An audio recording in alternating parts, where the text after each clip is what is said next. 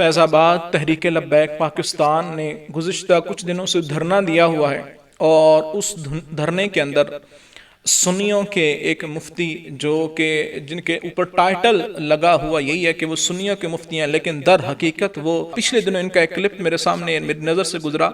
جس میں یہ بڑے دھڑلے سے اس بات کو بیان کر رہے تھے کہ من کنت مولا فعلی مولا، جس کا میں مولا علی بھی اس کے مولا۔ تو میرے نبی علیہ الصلوۃ والسلام سب ہر ایک شخص کے مولا ہیں۔ میرے نبی پچھلے جو انبیاء کرام گزرے، حضرت نوح، حضرت ابراہیم، حضرت آدم، ان کے بھی مولا ہیں۔ تو جس کے میرے نبی مولا ہیں، علی بھی اس کے مولا ہیں، یعنی کہ انبیاء کرام کے بھی علی مولا ہیں۔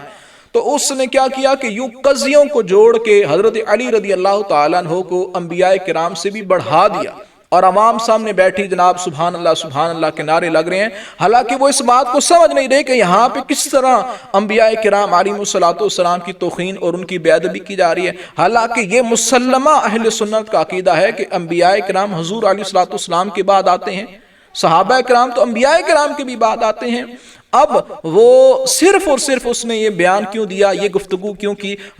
اور اس کی گاڑی کو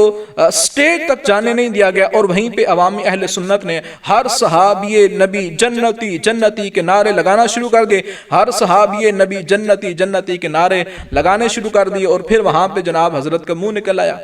اور پھر وہیں سے اس کی جٹوا دیا، اس کی گاڑی کو آگے تک نہیں لے کے جانے دیا گیا۔ تو یقین مانیے ہر اس شخص کا حال یہی ہوگا کہ جو اہل سنت میں ہے، اور تو میری